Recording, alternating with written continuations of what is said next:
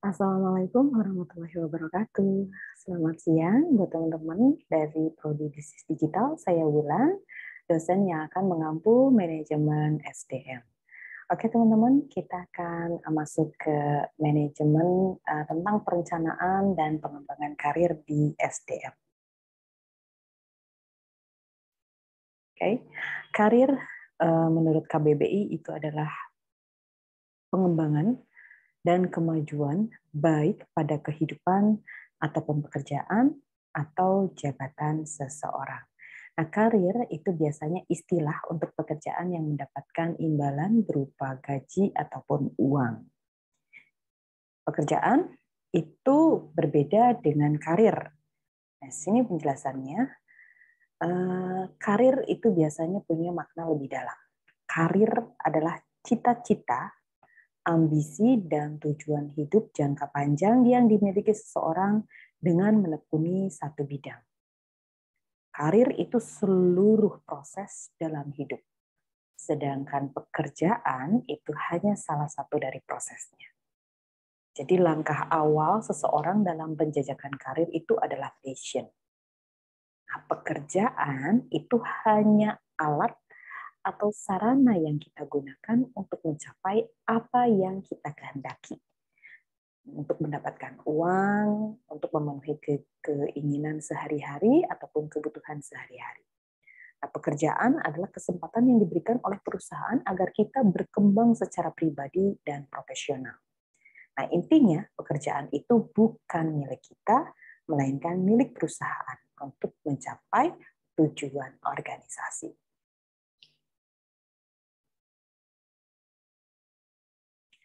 Nah, ini pengembangan karir. Ada beberapa pertanyaan karyawan berkaitan dengan karirnya. Contohnya, bagaimana saya bisa maju di perusahaan ini? Atau apakah saya membutuhkan pendidikan untuk jabatan ini? Atau apakah program pelatihan dapat membantu saya untuk dapat dipromosikan? Dan lain-lain. Seperti itu ya. Nah, pengembangan karir itu adalah salah satu fungsi manajemen sumber daya manusia dalam upaya membantu individu merencanakan karir di masa depan dalam perusahaan yang bersangkutan. Dengan harapan dapat membantu perusahaan tersebut dalam mencapai tujuannya. Dan di lain pihak juga itu bisa membantu individu tersebut untuk mencapai pengembangan dirinya secara maksimum. Jadi di sini bukan hanya tujuan bagi perusahaan saja, tapi juga tujuan bagi pengembangan diri si karyawan itu sendiri. Ya. Oke, next, ini perencanaan karir hidup itu meliputi 3 bagian. Itu pemahaman diri yang pertama, kemudian yang kedua adalah pemahaman lingkungan, dan yang ketiga adalah pemahaman implementasi. Jadi pemahaman diri itu meliputi minat, keterampilan, nilai, tujuan. Sedangkan kalau pemahaman lingkungan itu ada peranan dia di keluarga, kemudian peranan dia di organisasi di luar perusahaan, dan lain-lain. Sedangkan kalau pemahaman implementasi itu adalah keterampilan pengambilan keputusan, keterampilan-keterampilan lain yang dia miliki, dan lain-lain. Dalam perencanaan karir hidup itu juga mengandung faktor-faktor. Ada banyak faktor juga yang terkandung di situ. Ada faktor psikologis, sosiologis, ekonomis, fisik, pendidikan, dan juga ada faktor luck atau faktor keberuntungan, kebetulan. Di contoh nih sebetulnya tadinya dia sebagai staf biasa. Tapi karena tiba-tiba kebetulan ada pihak lain yang ternyata ingin berinvestasi, kemudian dia membeli franchise-nya perusahaan kita, perusahaan yang kita tempati sebagai tempat kerja, gitu ya. Tadinya awalnya tidak ada maksud untuk buka cabang atau buka franchise, tapi karena kebetulan ada pihak lain yang menginginkan untuk bekerja sama, maka dibukalah cabang baru bentuknya franchise. Kemudian kalau franchise kan harus ada supervisi, harus ada apa yang dari kantor pusat yang kasih pelatihan kepada anak-anak buahnya yang di tempat baru, maka mungkin kita yang tadinya staf di perusahaan yang lama, kemudian kita diperbantukan di sana, mungkin saja kita jadi supervisi atau jadi apa gitu. Yang intinya kita nantinya akan mentraining orang-orang baru di sana ataupun mungkin orang lama yang memang ditempatkan untuk membantu di tempat franchise-nya cabang baru. Ini bisa saja menjadi faktor luck atau faktor keberuntungan, kayak gitu ya teman-teman ya. Oke, kemudian juga ada yang dimaksud dengan sistem yang saling berhubungan. Ini ada terkait dengan individu, karir, dan keluarga. Jadi ini meskipun terlihat sendiri-sendiri, tapi ternyata ini itu saling berhubungan. Berhubungannya seperti apa? Ini adalah penjelasan berikutnya ya di slide-nya. Nah, dalam merencanakan karir seseorang, kita harus memperhatikan faktor individu dan juga faktor atau peranan dia di dalam keluarganya seperti apa. Itu. Contoh gampangnya kayak gini. Oke, tadinya saya mungkin staf di perusahaan ini. Nah, oleh bagian SDM di tempat saya bekerja, kemudian saya direncanakan untuk pengembangan karirnya saya. Nanti saya akan menjadi supervisi di tempat yang lain. Tapi ternyata tempat lainnya itu adalah di luar Cilacap, mungkin di cabang Jogja. Dalam merencanakan pengembangan karir seseorang, yaitu kita harus cek lagi individunya seperti apa. Kemudian peranan dia di dalam keluarganya seperti apa. Peranan bulan di dalam keluarganya itu seperti apa. Apakah kepala keluarga? Atau ternyata dia itu seorang ibu yang kemudian punya anak yang masih kecil, kemudian anaknya belum bisa dipindahkan sekolahnya dan lain-lain, dan banyak pertimbangan yang lain. Nah, apakah jadi bulan nantinya bisa dikirim menjadi supervisi di Jogja? Nah, itu ada pertimbangan-pertimbangan lain yang melekat. Jadi tidak bisa hanya karena untuk perkembangan karir maka perencanaannya bulan akan menjadi supervisi ditempatkan di Jogja. Gitu. Tidak bisa hanya seperti itu saja. Sebagai orang SDM tetap harus memperhatikan juga faktor-faktor lain di selain itu. Di faktor individu bulan sendiri, apakah memang minat menjadi supervisi, apakah memang dia passionnya di situ, apakah dia memang mau atau tidak. Belum tentu loh semua orang mau jadi supervisi. Ada beberapa orang yang memang, saya bukan tidak mampu, tapi karena memang saya ingin lebih bebas. Gitu. Jadi kalau supervisi kan ada banyak tanggung jawab yang melekat. Gitu. Saya belum siap untuk tahun ini karena anak saya masih kecil. Saya begini, banyak pertimbangan. Gitu. Jadi ya itu tadi, sebagai seorang SDM, manajer SDM terutama ya, untuk mengembangkan karir seseorang itu tidak sesimpel itu. Ini ditarget di tahun 2024 bulan harus menjadi supervisi di Jogja. Tidak selesai sampai di situ saja. Tapi juga ada beberapa faktor lain yang harus diperhatikan. Seperti itu ya. Oke. Kemudian ada juga kalau di tempat kerja itu karir itu merupakan rangkaian dari pengalaman-pengalaman yang berkaitan dengan pekerjaan sekarang dari posisi satu ke posisi yang lain selama masa kerjanya dia. Jadi ini rangkaian pekerjaan dia sudah pengalamannya itu apa saja. Dia dulunya itu mulainya dari mana, posisi apa, dari poin mana. Kemudian dia naik kemana, dia pergi kemana. Nah, itu disebut dengan karir, di rangkaian pengalaman pekerjaannya dia ya. Oke, kemudian ini tadi di dalam satu sistem karir ini memang saling berhubungan. Jadi tidak bisa dipisahkan antara satu SDM ini cuma ngelihat secara individu orang ini mampu, ya mampu, tapi kalau nggak mau, kalau nggak punya tujuan yang sama dengan perusahaan, kalau dia memang tidak punya kebutuhan untuk itu, ya beda ceritanya gitu. Jadi pada saat merencanakan karir untuk pengembangan karir seseorang, SDM harus juga mempertimbangkan ada 3 faktor tadi ya, ada 3 faktor, yaitu individunya seperti apa, nilainya dia, kemampuannya dia gimana, kemudian tujuan hidupnya atau tujuan dia sesuai atau tidak, selaras atau tidak dengan perusahaan, kemudian secara kebutuhannya dia seperti apa. Nah, yang harus kita lihat juga adalah dari peranan dia sebagai di keluarga dan peranan dia di organisasi di luar perusahaannya. Dia seperti apa? Apakah dia kepala keluarganya atau dia itu pemberi nafkah utama, atau dia itu pengurus rumah tangga atau pengambil keputusan atau lain-lain. Gitu. Kemudian yang ketiga adalah dari segi karirnya sendiri, jalur karirnya seperti apa. Kemudian transisinya seperti apa, peralihan pekerjaannya kayak gimana, dan lain-lain. Gitu ya. Oke, semoga teman-teman paham. Nah, ini penjelasan lebih detailnya. Ada 3 unit dalam sistem karir, yaitu tadi sistem individu sebagai karir, itu kesadarannya seperti apa. Kemudian sistem individu dari sisi keluarga, apakah dia pengambil keputusan atau dia itu adalah pengurus rumah tangga, atau lain-lain.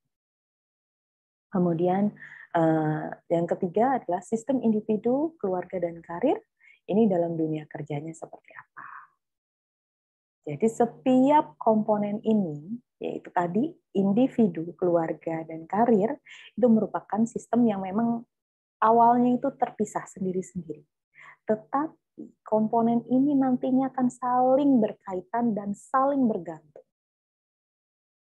Jadi seperti ini di dalam bagan yang teman-teman bisa lihat di sebelah kanan ini tadi individu, keluarga, karir, ini menjadi satu kesatuan. Jadi kita tidak bisa memisahkan dia dinilai dari atau dia diplotkan pekerjaannya atau dikembangkan karirnya hanya dilihat dari individunya, dari sisi dia mampunya saja. Tapi kita mengesampingkan, ya nggak urusan, pokoknya kamu harus ikut aturan perusahaan gitu.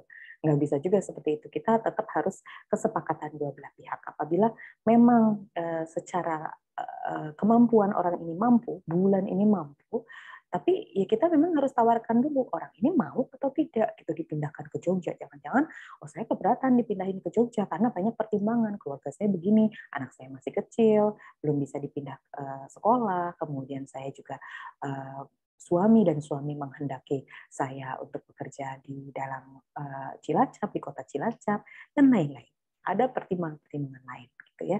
Kemudian juga jalur karirnya. Apa jangannya dari staf tiba-tiba jadi kepala bagian gitu, bukan jadi supervisor tapi tiba-tiba langsung loncat menjadi kepala bagian, itu juga nggak bisa seperti itu kan. Tetap ada ini ya path-nya ya, ada jalurnya gitu. Tidak bisa tiba-tiba seseorang langsung dipilih menjadi apa gitu. Tetap harus ada disesuaikan lah gitu transisinya gitu dari staf biasa loh, kecuali kalau memang dia dari awalnya dari manajer kemudian dia dijadikan region manager gitu, naik menjadi region manager, itu masuk akal. Tapi kalau tiba-tiba dari staff biasa kemudian tiba-tiba dia jadi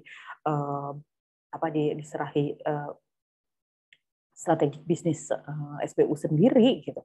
Nah, itu agak terlalu jomplang ya. Jadi dari sisi karirnya juga kita harus memperhatikan path-nya atau rangkaian posisi dari satu titik ke posisi yang lainnya. Itu juga harus dipertimbangkan. Nah, oke teman-teman. Ini kita skip aja dulu ya. Teman-teman nanti bisa baca sendiri juga di materinya. Nah, oke. Nah, jadi pada hakikatnya karir itu hanya salah satu saja dari komponen yang ada. Tidak mungkin seseorang merencanakan karir tanpa mempertimbangkan faktor individu ataupun faktor keluarga. Itu yang harus teman-teman pahami. Ya, ini bolak-balik disampaikan. Tadi ada bagannya, ada gambarnya, kemudian ini juga diulang lagi, di step lagi bahwa pada hakikatnya karir itu tidak bisa hanya menjadi salah satu-satunya komponen yang perlu kita pertimbangkan, karena ada banyak komponen lain atau faktor individu yang harus kita perhatikan. Nah, sepanjang hidup kita masing-masing akan memainkan banyak peranan. Berikut ini adalah sebagian peranan yang mungkin dimainkan individu dalam penggolongan menurut usia. Nah, ya, oke, teman-teman nanti kita bisa lihat sebuah diagram atau di sini kita bisa lihat pengembangan karir dan daur hidup ya. Kalau usia 0 sampai 14 itu kehidupannya masa kanak-kanak. Peranannya itu menjadi anak, atau mungkin kita menjadi siswa, jadi pramuka, dan lain-lain. Nah, kalau usianya 15 sampai 16 itu masuk kategori masa remaja. Dan 17 sampai 22 itu masa remaja transisi awal. Mulai lepas dari keluarga biasanya ya. Nah, ini peranannya, ini kalau masa-masa dari 15 sampai 22 ini bisa menjadi anak atau remaja atau transisi menuju dewasa ya. Ini bisa sebagai siswa atau mungkin yang mulai pacaran. Ini kalau dalam Islam nggak boleh nih. Nah, ini biasanya peran peran sebagai pacar. Kemudian ada juga beberapa yang mungkin peranan sebagai atlet mulai mulai eksis di usia-usia segini ya. Nah, kemudian kita lihat juga dari usia-usia oh ya, teman-teman ini peranan yang lain itu bukan hanya ini saja ya, yang tercantum saja ya. Ini bisa ditambahkan. Ada peranan-peranan lain yang mungkin bisa melekat pada usia-usia seperti ini ya. Ini hanya secara garis besar saja. Ini untuk teman-teman bisa jadi satu gambaran saja. Oke. Kemudian untuk di usia 23 sampai 28 itu masuk alam dewasa. Ini mulai kembali memilih karir dan gaya hidup. Kemudian di 29 sampai 33 ini transisi 30-an. Ini menilai kembali dan kemudian koreksi arah. Dan 34 sampai 40 itu pemantapan. Ini kadang-kadang di masa-masa ini itu bisa mengorbankan persahabatan. Kalau di masa-masa sebelumnya itu sahabat number one gitu. Tapi kalau di usia-usia 34 40-an gitu tuh sudah mulai pemantapan, kemudian sudah mulai sangat lebih memilih lagi gitu. Cycle pertemanan. Kemudian di 41 sampai 45 itu transisi tengah umur. Ini biasanya menilai kembali pencapaian dalam hidup seperti apa, kemudian ini juga bisa saja masuk ke masa kritis nih, kalau belum jadi apa-apa, terus apalagi mungkin bebannya laki-laki ya, laki-laki pengangguran, main mulu, main game mulu, kumpul-kumpul, baik apa namanya nongkrong-nongkrong aja terus. Nah, ini nanti mungkin akan mengalami masa kritis karena kan dia seharusnya mungkin sudah berumah tangga. Biasanya orang normal atau secara sosial gitu, kebanyakan orang di usia-usia seperti itu tuh sudah punya anak, sudah mulai mapan, sudah ada pekerjaan gitu dan lain-lain. Nah, karena ini peranannya itu sebagai pekerja, suami atau istri, atau bahkan beberapa sudah menjadi orang tua gitu. Ini peranan yang disematkan gitu dalam karir orang ya. Kemudian kita masuk ke usia 46 sampai 50 itu masuk pertengahan dewasa, itu untuk memantapkan pilihan. Kemudian di 51 sampai 55 transisi 50-an itu biasanya sisa-sisa masalah yang sebelumnya itu terakumulasi di usia ini. Kemudian di 56 sampai 60 itu puncak tengah umur, jadi biasanya lebih tenang, lebih menerima kenyataan, sudah lebih pasrah gitu ya, sudah orientasinya biasanya sudah tidak duniawi saja, tapi lebih ke akhirat gitu. Ini peranannya sebagai pekerja, pimpinan biasanya, karena sudah masa di atas ya. Kemudian suami atau istri, orang tua, kakek atau nenek nih, beberapa sudah mulai menjadi kakek atau menjadi nenek di usia-usia segini ya. Oke, kemudian di usia 61 sampai 65 itu transisi akhir, itu tinjauan seluruh perjalanan hidup ya. Kemudian 65 sampai ke entah berapa, itu akhir dewasa, lepas tanggung jawab atas pekerjaan. Biasanya ini sudah pensiun, ini rata-rata peranannya sebagai kakek nenek. Gitu ya. Kalau di usia-usia segini, sudah anak-anak biasanya sudah mulai besar, sudah mulai mapan. Gitu. Jadi anak-anaknya sudah berumah tangga, jadi lebih ke kakek nenek, jadi sudah transisi akhir ya. Oke, begitu teman-teman. Kalau ada nanti pertanyaan, silakan boleh WA ke saya, ataupun nanti kita akan bahas di dalam WA group, atau nanti kita buat kelas tambahan untuk mengulang materi apa, bagian mana, atau kita bisa diskusi lebih lanjut. Kemudian ini adalah 9 peranan hidup dari Dr.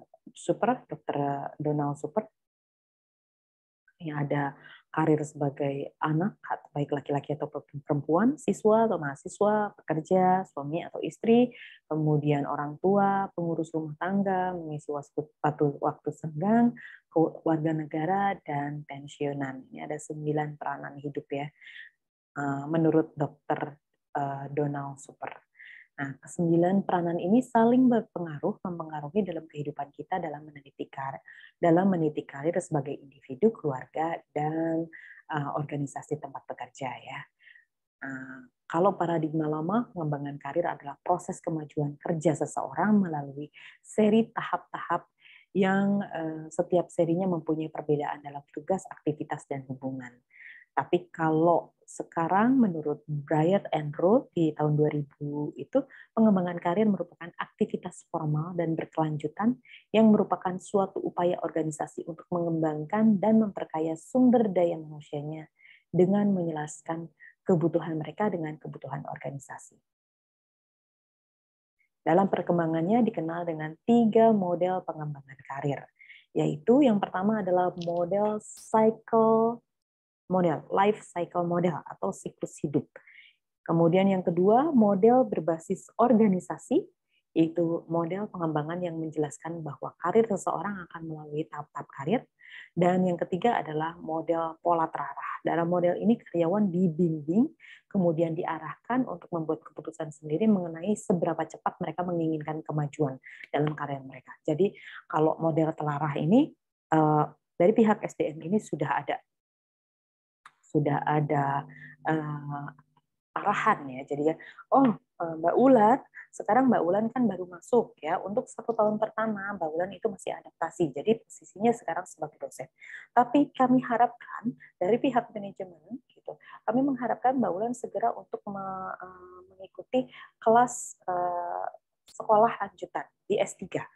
Karena nanti dalam tahun di 2024 nanti ada alokasi untuk sekolah untuk S3 siapa saja nantinya Mbak Ulan kami harapkan untuk segera menjadi menjadi profesor, kemudian nanti setelah jadi profesor nantinya akan kita perlukan gelar itu untuk nanti menambah nilai dalam akreditasi dan lain-lain. Mungkin seperti itu. Itu pola terarah gitu. Jadi tergantung kembali lagi ke si Mbak Ulan ini apakah nanti Mbak Ulan ini menginginkan kemajuan yang cepat dalam karirnya atau nanti gitu. Mohon maaf Ibu, saya sekarang belum siap karena posisi saya kembali lagi. Karena pada saat menentukan pengembangan karir seseorang, maka diperlukan juga faktor-faktor lain gitu. Jadi pada saat kita sudah menawarkan kepada si SDM ini, ternyata dia memilih untuk skip. Nanti deh saya tidak ingin karir saya secepat ini, saya ingin agak slow karena ada pertimbangan lain. Gitu.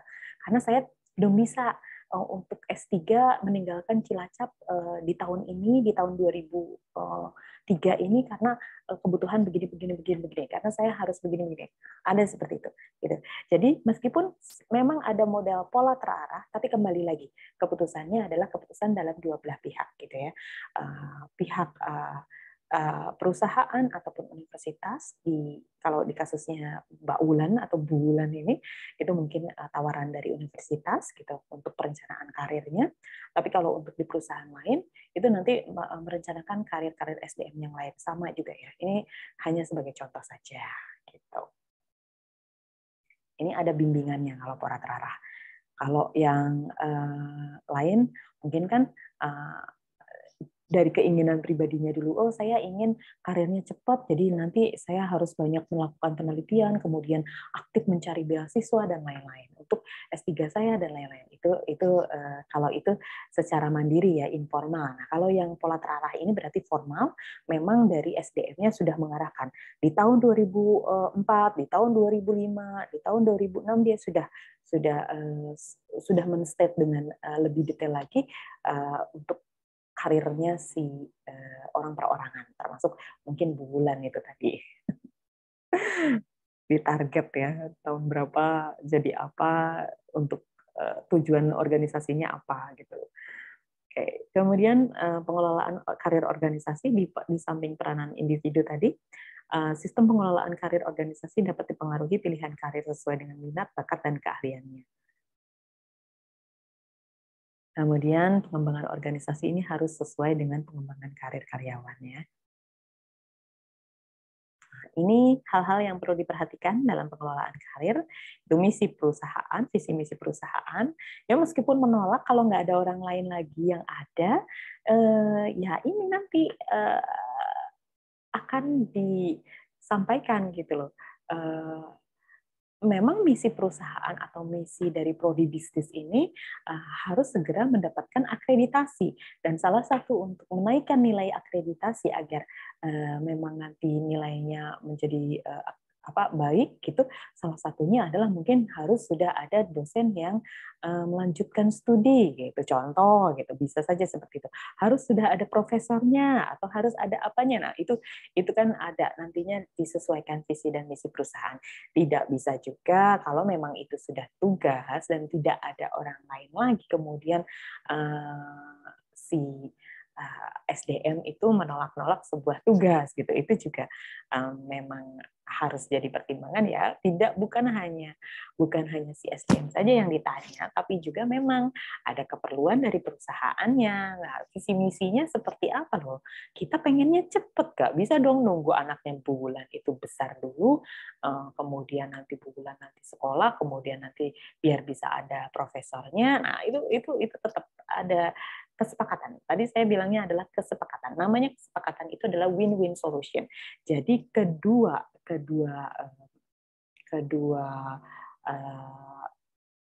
individu, baik individu maupun perusahaan, itu dua-duanya nanti win-win solusi. Apa solusinya gitu loh.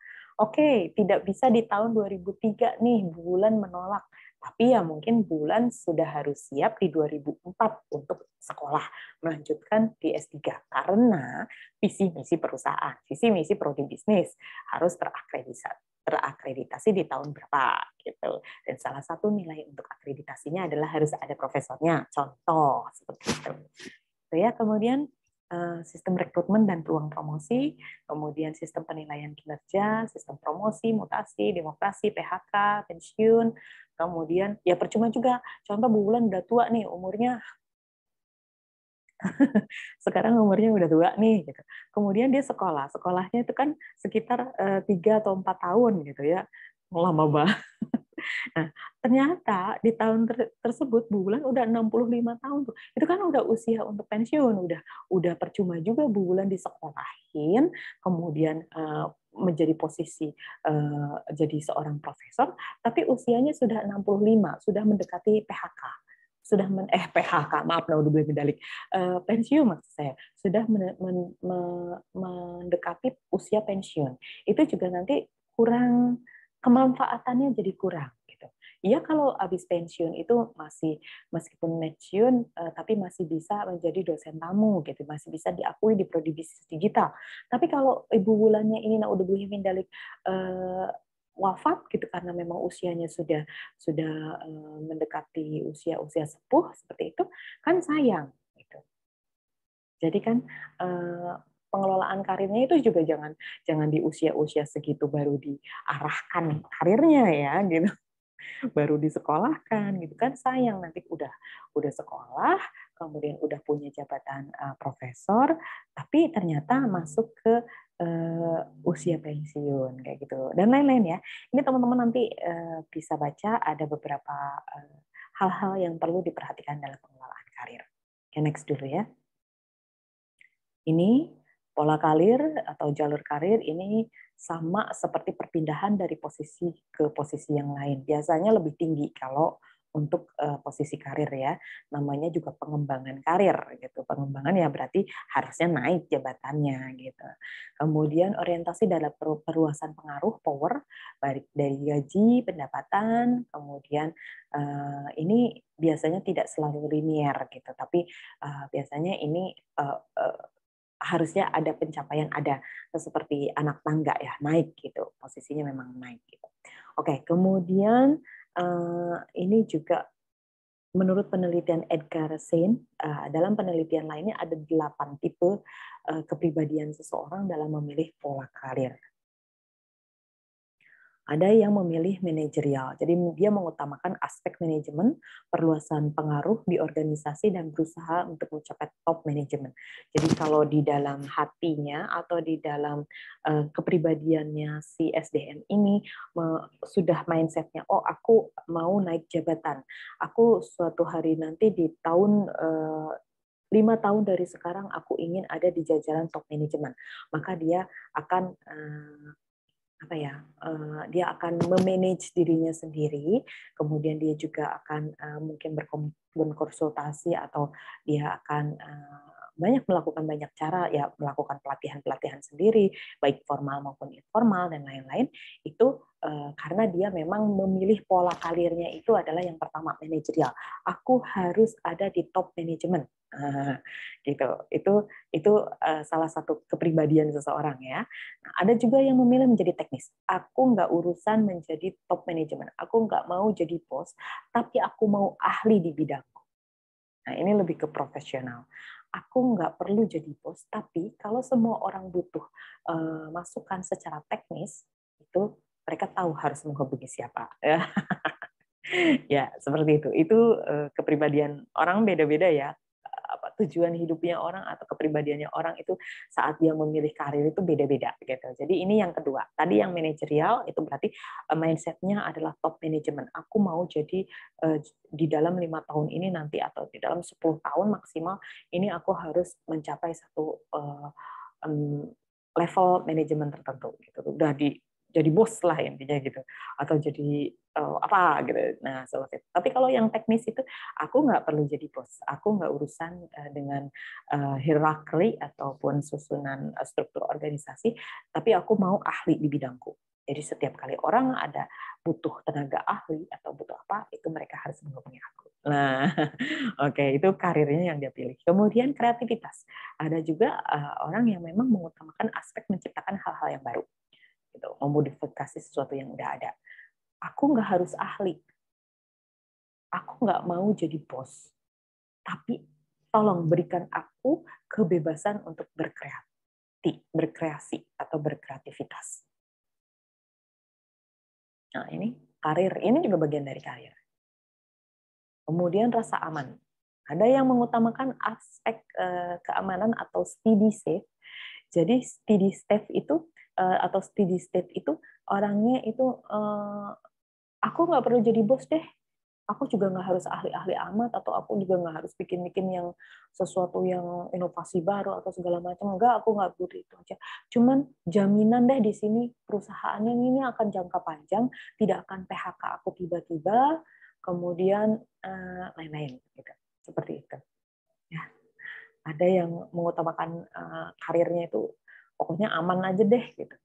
Ya udah, kalau dia maunya seperti itu ya dia biasanya ya kerja cari aman gitu.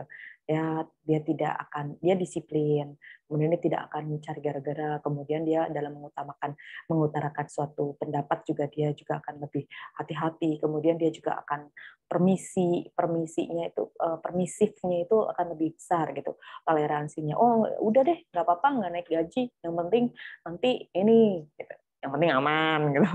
Kemudian oh ya udah deh, nggak apa-apa, aku nggak dipilih untuk ikut pelatihan, yang penting aku aman. Seperti itu. Ada, memang itu kan tergantung orangnya lagi ya. Kemudian ada otonomi. Nah, ada yang mengutamakan aspek kebebasan. Jadi dia tidak mau terikat pada satu organisasi tertentu. Jadi dia maunya lebih bebas gitu. Jadi dia jelas tidak akan mau menjadi top management, atau dia tidak akan berpikiran untuk menjadi top management, karena dia lebih menginginkan suatu kebebasan gitu. Contoh ya, untuk di BRI itu karirnya itu biasanya dari front office, dari CS, kemudian mungkin dia bisa jadi kasir ya setelah itu, atau nanti dia bisa meningkat menjadi mantri. Mantri itu adalah bagian penilai dulu gitu loh, seperti apa dia akan terjun ke lapangan dulu, kemudian dia akan menilai satu usaha itu apakah layak untuk mendapatkan permodalan atau tidak dan lain-lain. Nah, beberapa orang itu dari mantri itu dia tidak mau tidak mau melanjutkan tes untuk menjadi posisi menjadi kepala unit. Karena apa? Karena dia lebih menyukai rasa otonom atau kebebasan. Jadi dia kalau menjadi kepala unit otomatis kan dibebani dengan tanggung jawab yang lebih besar daripada sebelumnya. Kemudian dia juga ada target-target yang tidak hanya target pribadi gitu sebagai seorang mantri, tapi lebih ke target ke semua orang yang ada di unit tersebut. Target CS-nya seperti apa? Apa namanya? Key performance-nya, indikator standar kinerjanya dia seperti apa. Nah, standar kinerja dari CS itu menjadi tanggung jawab kepalanya juga kan. Tanggung jawab seorang kasir adalah salah satunya contoh tidak ada kesalahan, tidak salah entry, kemudian tidak ada selisih dan lain-lain. Nah, tanggung jawab standar kerja dari seorang kasir itu kalau menjadi kepala, namanya kepala, itu dia juga akan bertanggung jawab atas pekerjaannya si kasir meskipun dia tidak langsung mengerjakannya. Kayak gitu. Tapi kalau yang mungkin lebih menyukai otonom, oh aku kerjaannya sebagai mantri, ya udah targetku adalah target individu, gitu. Target individu dan target perusahaan memang ada, tapi kerjaannya adalah tergantung individu. Aku mengatur jadwal kerjanya, kemudian mengatur kapan bisa visit ke nasabah dan lain-lain, itu lebih ke independen. Otonominya hanya mengerjakan lingkupnya sendiri, gitu. Dia tidak bertanggung jawab atas pekerjaan mantri yang lain, tapi dia bertanggung jawab atas pekerjaannya dia sebagai mantri dan kontribusinya dia terhadap perusahaan. Tapi dia tidak bertanggung jawab terhadap mantri lain. Beda kalau menjadi top manajemen atau menjadi manajemen, bagian dari manajemen, otomatis kalau kepala unit itu dia akan bertanggung jawab terhadap kinerjanya dari mantri satu dan mantri yang lain, kayak gitu. Semua mantri di bawahnya dia itu tanggung jawab manajemennya, gitu. Paham ya teman-teman ya? Kalau ada yang pengen rasa aman, atau ada yang ingin kebebasan, atau ada yang ingin lebih berkreasi, atau lebih ke teknis dan lain-lain. Nah, kalau sosial, jadi dia lebih mengutamakan aspek sosialnya. Tuh. Kemudian identitas, dia lebih mengutamakan aspek status diri. Dan keberagaman itu mengutamakan aspek keberagaman tugas. Oh, aku mau, nggak apa-apa lah nggak jadi bos, tapi aku tugasnya banyak. Karena apa? Karena jadi semua orang tuh tahu kapanpun, dimanapun mereka membutuhkan backup, gitu, mereka tahu harus ngomongin siapa. Kayak gitu ya teman-teman ya. Oke. Next dulu. Itu ada tipe-tipe. Kalau kalian sendiri sih sebenarnya lebih ke pribadi yang mana kalau dalam satu pekerjaan? Apakah kalian harus berpikiran menjadi bos atau di satu tahap menjadi apa namanya path-nya itu kemana gitu? Apakah ke teknis, kreativitas? Kalau saya pribadi itu saya mungkin lebih ke otonom ya. Jadi saya tidak mengejar satu apa ya, satu posisi di manajemen karena itu pasti ribet buat saya gitu, karena rempong gitu. Tapi saya pribadi itu saya ingin bekerja tapi diberi kebebasan gitu. Saya ingin bekerja diberikan koridor kebebasan untuk melakukan pekerjaan saya gitu. Jadi untuk bisa ya tetap dong ikut aturan, tapi ya itu tadi aturannya itu ada slot-slot tertentu, saya diberikan kebebasan penuh untuk mengarrange pekerjaan saya yang related ya. Contoh saya dosen, saya kurikulumnya mata kuliahnya adalah praktikum manajemen. Nah, saya diberi kebebasan untuk boleh mengeset kurikulum seperti apa. Saya diperbolehkan contoh bikin kurikulum kita pergi menjadi ghost-shopper gitu, seolah-olah kita adalah ghost-shopper, kita adalah seorang yang ditugaskan oleh manajemen satu perusahaan tertentu, kita menilai gitu, kinerjanya mereka seperti apa. Jadi kita datang ke bioskop, kita juga nonton, kita juga happy, tapi di balik itu kita juga punya misi tersendiri yang related dengan kurikulum. Kayak gitu. Jadi kalau saya tipenya, kalau saya sendiri itu dalam karir itu saya lebih ke ya otonomi. Saya meskipun saya bukan bos, tapi saya juga punya slot tertentu, area tertentu untuk menentukan kebebasan untuk mencapai tujuan atau kebebasan area pekerjaan saya seperti itu. Mungkin teman-teman berbeda ya. Ada yang mungkin saya pengen teknis, saya pengen profesional di bidang saya. Gitu. Ada juga yang mungkin yang penting saya boleh apa jadinya kreatif gitu, jadi boleh menciptakan hal-hal yang baru. Itu berbeda-beda, itu kembali lagi ke kepribadian kita sebagai karyawan atau kepribadian kita sebagai manusia gitu ya, nantinya akan lebih menjurus pada saat kita memilih karir kita. Oke, next. Nah ini karir hierarki dari Line itu jadi urutannya ya biasanya itu kalau dari staff dulu, kemudian ada dari project dulu. Nah contohnya ini secara garis besar ya, ini tidak harus mutlak seperti ini, berbeda-beda di setiap perusahaan juga bisa berbeda-beda. Cuman ini secara generalnya contoh dari individual contributor atau newbie, pegawai baru ya, new hire. Hire itu sewa, jadi new hire itu orang yang baru lah, newbie lah, orang-orang baru ya, pekerja baru seperti saya mungkin ya. Kemudian nanti supervisor, jadi naik jabatannya menjadi supervisor, kemudian jadi manajer di departemen, kemudian setelah jadi manajer departemen dia mungkin bisa jadi manajer region. Jadi region itu contoh di atasnya manajer, jadi dia mengepalai beberapa manajer yang ada, tapi dia secara region, secara daerah. Contoh se-Jawa Tengah, contoh kayak gitu. Mungkin Rita se-Jawa Tengah gitu. Mungkin ya ada Rita se-Jawa Tengah atau se-Banyumas Raya gitu. Nah, itu dia posisinya di atasnya manajer. Kemudian ada juga business unit. Jadi kalau business unit itu dia dipasrahi tanggung jawab yang lebih satu business unit. Contoh Unilever. Unilever itu kan banyak sekali ya bisnisnya. Unit bisnisnya itu kan ada yang food and beverage, kemudian ada yang daily consumption ya, itu kan beda-beda. Nah mungkin yang business unit ini dia dipasrahi jadi general manager untuk es krim Walls. Nah, kalau yang business unit seperti itu. Nah, kalau division itu beberapa business unit tadi ya, ada Walls mungkin, kemudian ada Kecap Bango. Nah, ini atasnya lagi.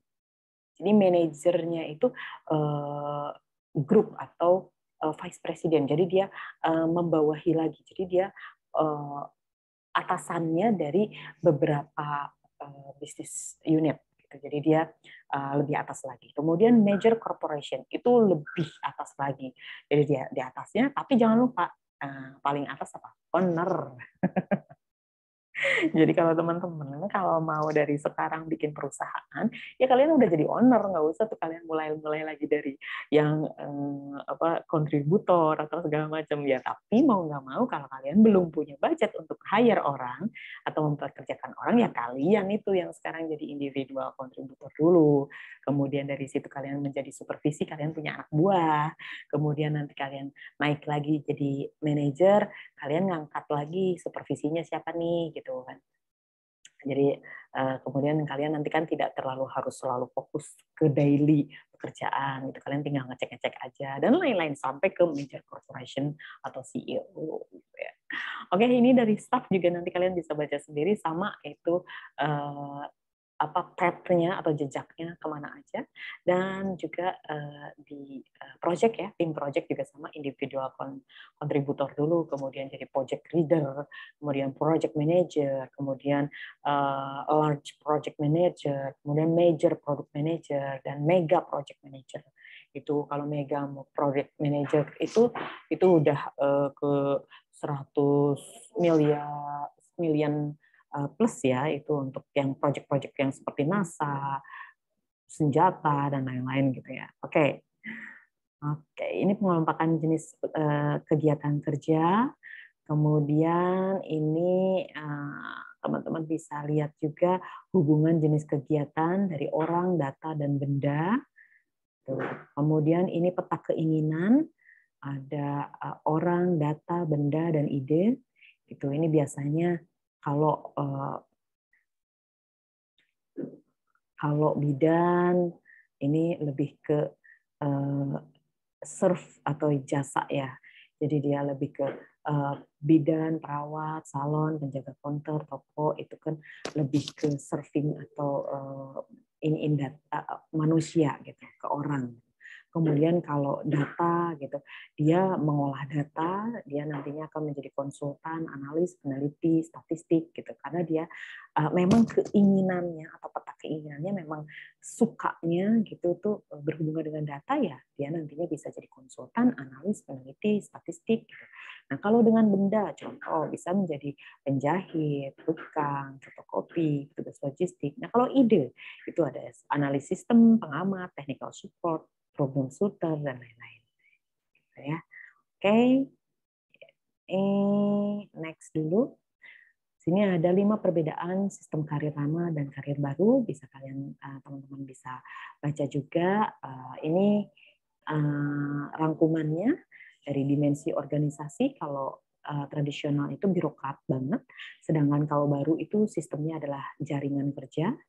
Kalau dari peran general, kalau sistem di baru itu spesialis, jadi dengan berbagai keahlian apa-apa, kemudian ditempatkan di divisi yang sesuai. Sedangkan kalau yang zaman dulu itu general, kemampuannya secara general, gitu. Taruh aja dia bisa ini bisa itu, dia bisa pindah-pindah kemana aja, gitu.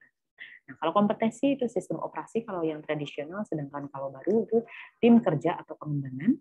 Nah, sedangkan kalau penilaian itu input, kalau yang lama, kalau yang baru itu outputnya seperti apa. Gimana cara kerjanya itu nanti biasanya dikasih kebebasan, tapi yang penting outputnya seperti apa. Nah, kalau yang sistem karir baru ya. Terus kalau mobilitas itu biasanya dulu itu vertikal, kalau sekarang lateral. Nah, kalau manajemen karir dulu paternalistik, sedangkan kalau sekarang self-managed. Jadi lebih ke ya di manage, setiap orang itu punya boleh gitu. Seperti orang juga boleh membuat satu pengembangan karirnya sendiri, kemudian dia bisa dikonsultasikan ke atasannya, bisa juga dikonsultasikan ke bagian HRD gitu.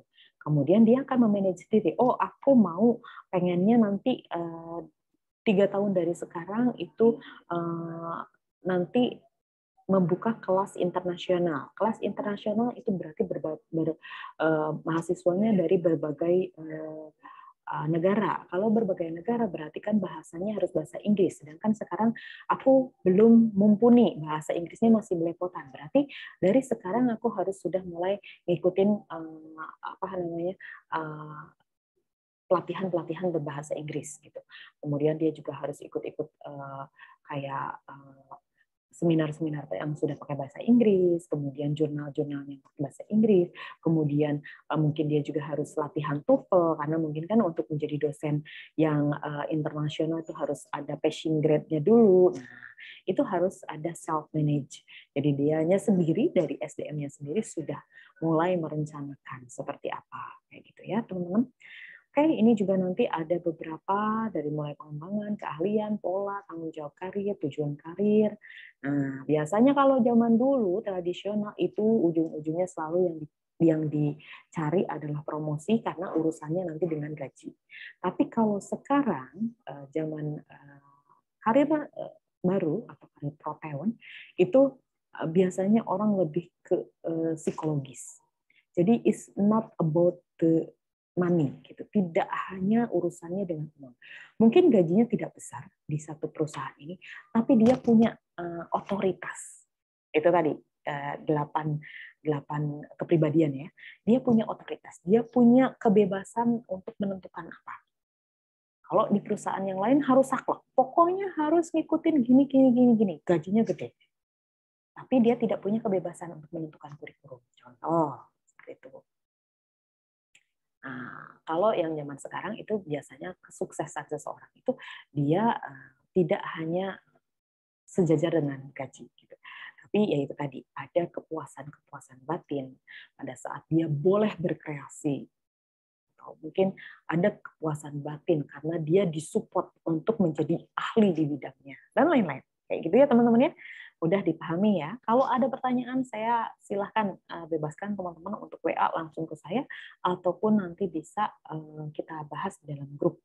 Karena biar apa? Biar nanti teman-teman juga paham. Kalau teman-teman nantinya menjadi seorang manajer SDM, maka ini adalah area pekerjaan kalian. Ini yang harus kalian pahami untuk nantinya kalian merencanakan, gitu loh.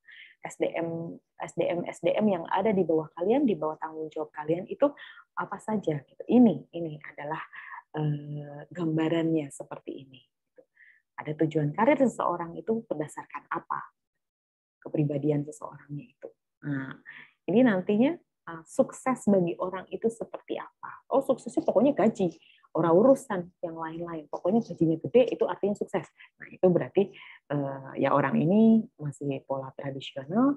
Nah, yang dicari adalah gaji, maka ya sudah kita carikan biar gajinya gede, dia harus lewat mana saja. Kita carikan informasinya. Kita pilihkan karirnya, jenjangnya. Oh, kamu kalau mau gajinya gede, kamu jadi dosen, habis jadi dosen harus jadi AA, jadi apa, karena apa? Nantinya biar gajinya gede. Nanti kalau sudah jadi profesor, sekalinya kali kamu dipanggil menjadi pemateri di satu seminar tertentu, kamu akan dapat segini. Nah, kayak gitu. Itu karir partnya. Jadi kita harus tahu tiap orang atau tiap SDM kita itu lebih kemana arahnya. Nah, kita yang akan mengarrangekan. Dan lain-lain. Teman-teman bisa baca sendiri ya.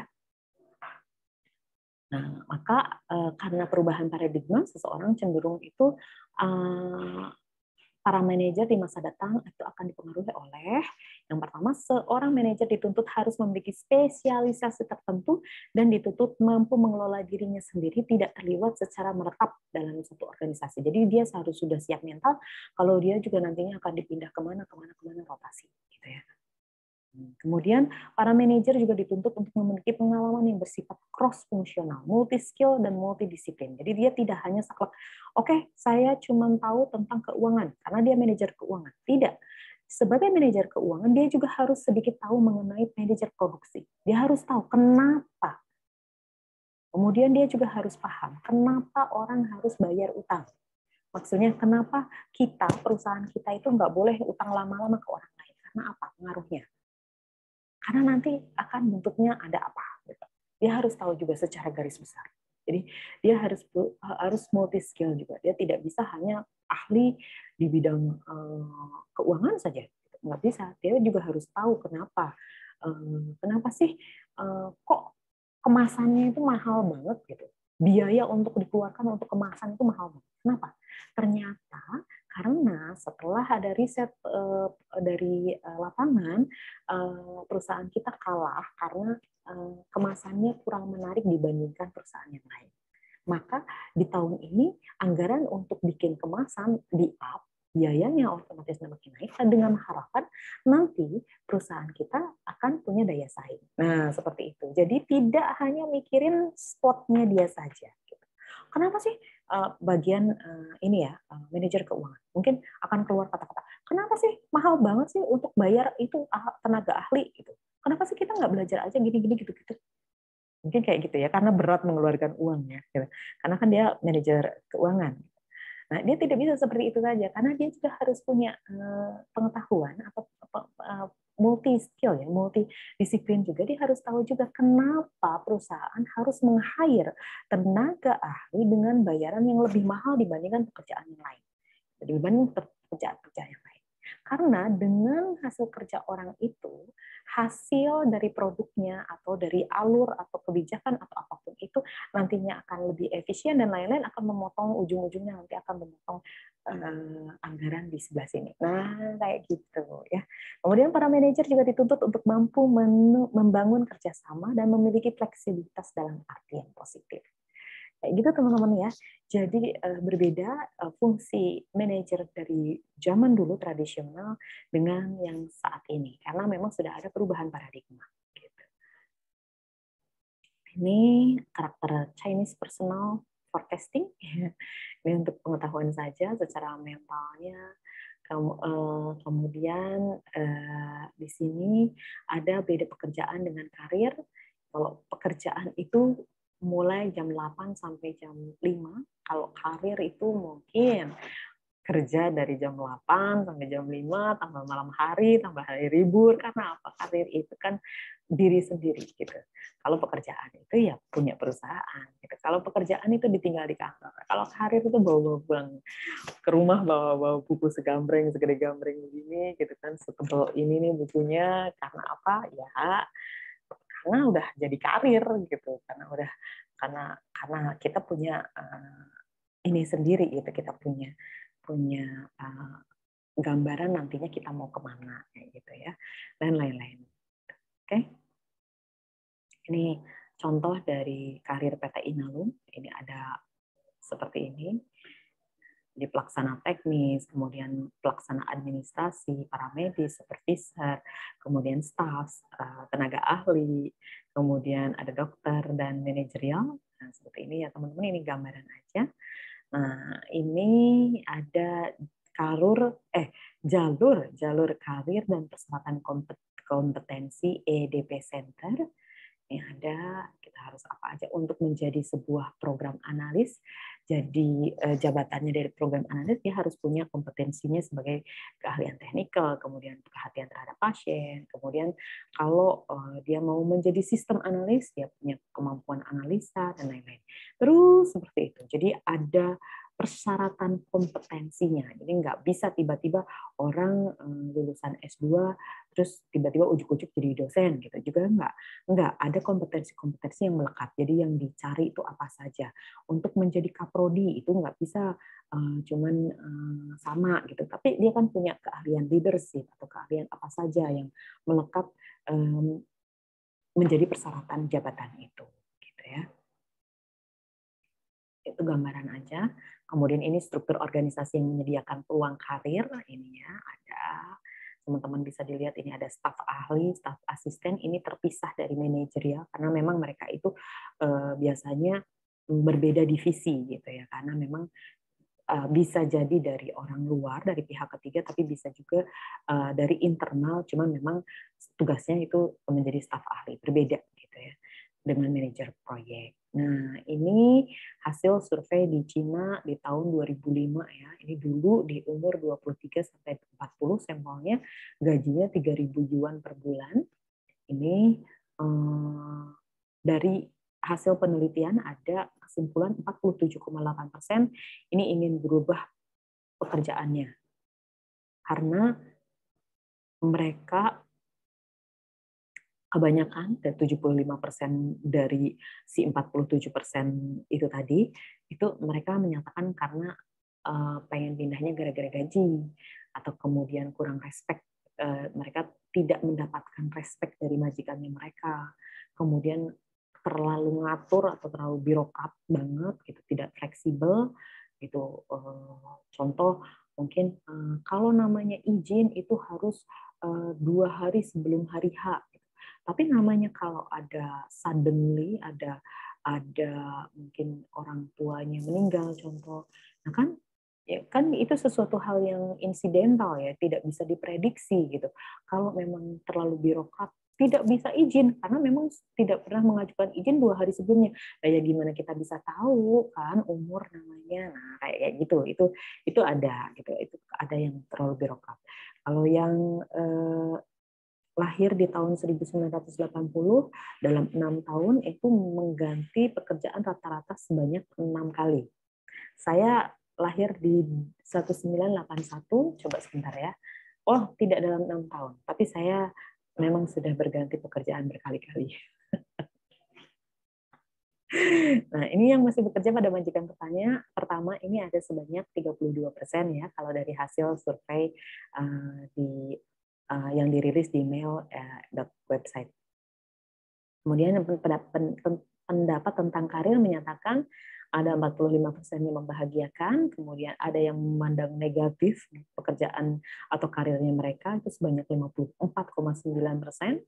Kemudian ada yang bekerja dengan perasaan enggan, malas-malesan, tapi karena butuh gimana lagi, jadi mereka hanya bekerja untuk absen dan uang, itu 40%.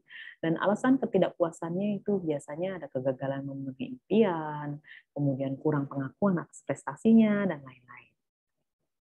Oke, next. Ini ada 73 karyawan tidak puas dengan pekerjaan mereka. Pekerjaannya tidak sesuai dengan latar belakang. 54%, ada yang 60% bilang tidak ada jenjang karir. Nah, mandek di satu posisi itu terus-terusan. Itu juga bisa bikin mereka tidak puas dan mereka keluar dari pekerjaannya. Ini info dari Jobstreet. Nah, ada juga yang 85% itu tidak memiliki work-life balance. Jadi merasa kerja terus. Jadi nggak punya waktu buat keluarga atau nggak punya waktu untuk senang-senang, me time, dan lain-lain. Kemudian ada juga yang menyatakan 53%-nya karakter atasan militer atau paternalis atau acuh. Jadi kalau bosnya itu tidak menyenangkan, biasanya itu ngaruh banget bikin pekerjaannya itu ada banyak yang resign gitu ya. Kecuali kalau yang benar-benar butuh banget pekerjaan, butuh uang banget, biasanya ditahan-tahanin ngadepin bos yang militer atau otoriter banget kayak gitu ya. Nah, ini teman-teman bisa melihat-lihat juga seperti apa di tahun 2022 berdasarkan data-data di perusahaan 2021. Silakan boleh browsing juga. Kenapa sih kalau zaman sekarang karyawan itu tidak puas dengan pekerjaan mereka? Ini kan data di tahun 2014 ya. Jadi sengaja saya ambilkan data yang lama biar nanti teman-teman nanti bisa self searching. Jadi belajar aktif untuk mencari tahu. Di tahun 2014 itu banyak karyawan nggak puas karena ini. Nah, bagaimana dengan orang-orang di tahun 2021? Apakah ada perbedaan? Kenapa mereka tidak puas? Alasan mereka itu apa kalau tidak puas dengan pekerjaan mereka? Kayak gitu ya. Silakan teman-teman habis ini silakan browsing, cari tahu di tahun 2021 bagaimana kepuasan pekerjaan orang-orang. Jadi kalaupun mereka tidak puas, apa alasannya? Silakan dicari di internet, biasanya ada. Teman-teman boleh browsing-browsing, atau kalaupun kalian tidak browsing, nanti kalian bisa ketemu sama orang-orang yang kerja di mana, ditanya. Gitu. Biasanya orang-orang di tempatmu banyak yang keluar nggak sih? Keluarnya karena apa? Atau mungkin teman kita atau mungkin saudara kita keluar dari perusahaan, kita bisa tanya, kenapa sih kamu keluar dari perusahaan? Apakah mereka ini karena bekerja tidak sesuai dengan pekerjaan, atau karena bosnya menyebalkan, atau karena memang tidak ada balancing antara kehidupan kerja dengan kehidupan pribadi, atau memang karena tidak ada jenjang karir yang di-planning oleh perusahaan, jadi kita mandek aja di posisi itu, gitu. Atau karena ada alasan lain, atau gaji, atau apa gitu ya. Oke, silahkan. Nah, sementara itu saya tutup dulu perkuliahan kita kali ini. Terima kasih yang sudah hadir, terima kasih yang sudah menyimak. Apabila nanti ada pertanyaan, saya persilahkan teman-teman untuk aktif bertanya di WA ataupun di WA Group. Jadi nanti teman-teman bisa mendapatkan penjelasan lebih detail lagi kepada saya, dari saya maksud saya. Oke, terima kasih ya teman-teman. Saya Wulan pamit dulu. Terima kasih atas perhatiannya. Wassalamualaikum warahmatullahi wabarakatuh.